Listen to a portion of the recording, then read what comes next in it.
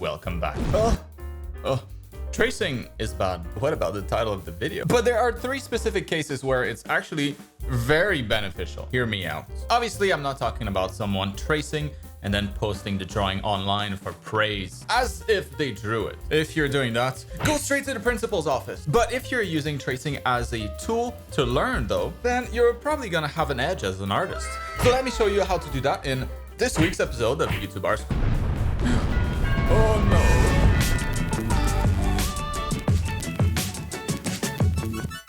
All right. Class is in session. Pay attention. Tracing usually gets a bad rep because too many people use that as a way to, show off skills that they don't have. But here's how you can use tracing the right way to improve your skills faster. And later in the video, I'll even show you how I use it myself.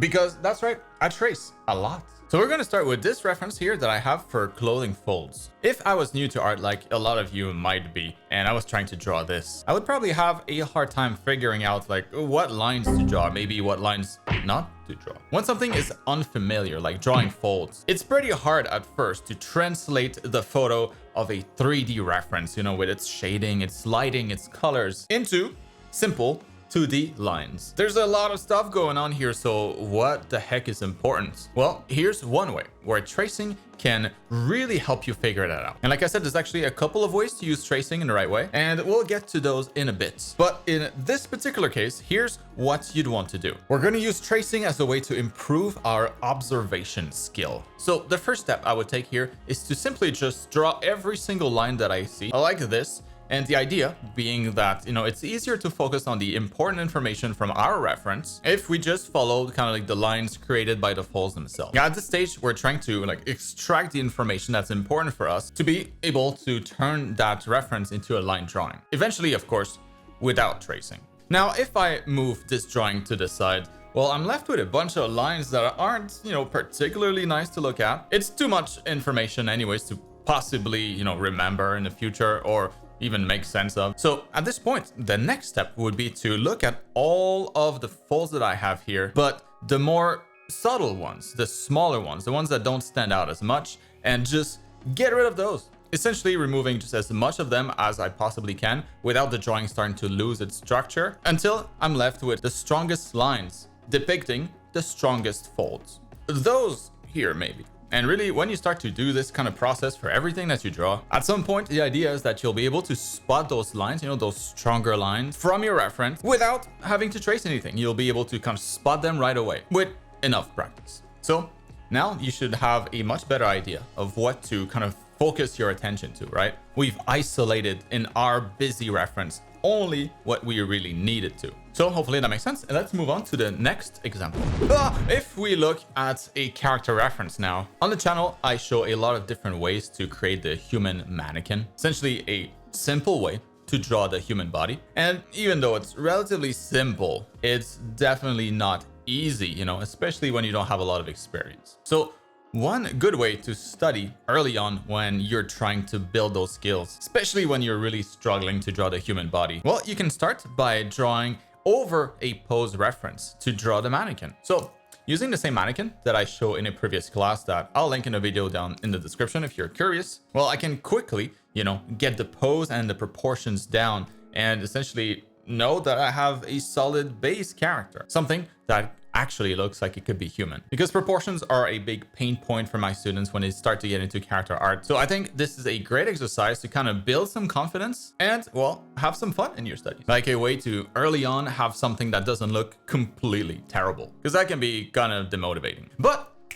that's just the first step. Once you've drawn it by tracing, we're not going to stop here. Do it again, except this time we're going to be using our traced drawing as the reference to copy from. Because, of course, copying without tracing is a skill that's really important to develop. Tracing so far has really just been kind of like a crutch to help you get there. It's just a very good crutch. And anyways, now that I have this here, it's no longer technically a traced drawing, right? With this as my base, it's a lot easier to study the rest of the anatomy if that's the goal, or maybe you're practicing proportions or starting a new character just for fun, whatever it is you're trying to achieve. And now let me show you another great way to use tracing, a way that I use myself as an experienced artist. Something I actually highly recommend that you do if you don't already. But before that, I'm giving away small nuggets of knowledge here.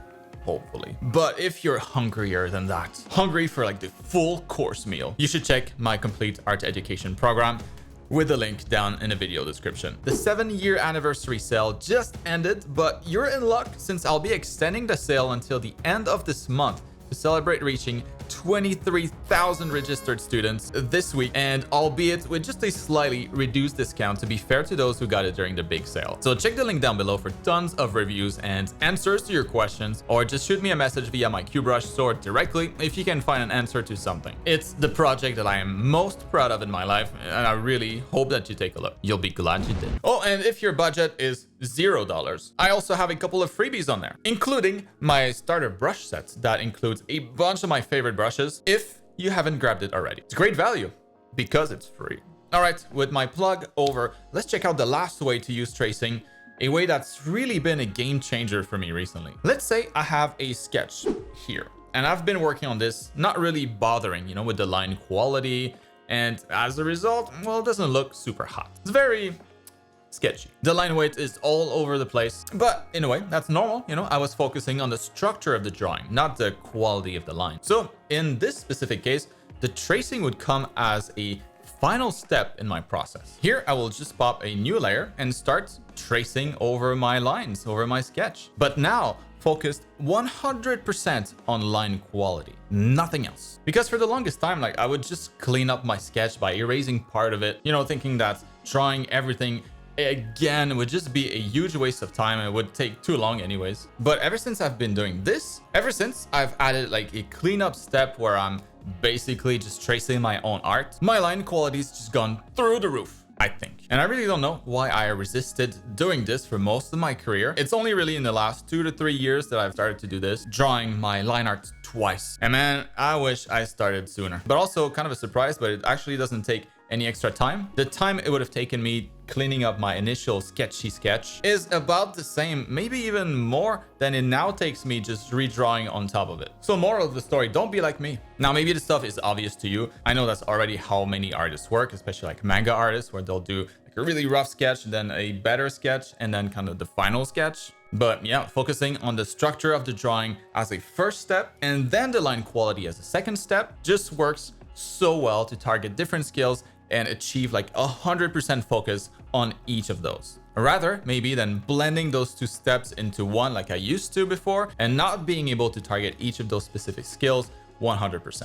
Kind of like how multitasking doesn't really work because you can't focus your attention on any specific thing if you're doing everything at the same time. You kind of just end up doing everything poorly.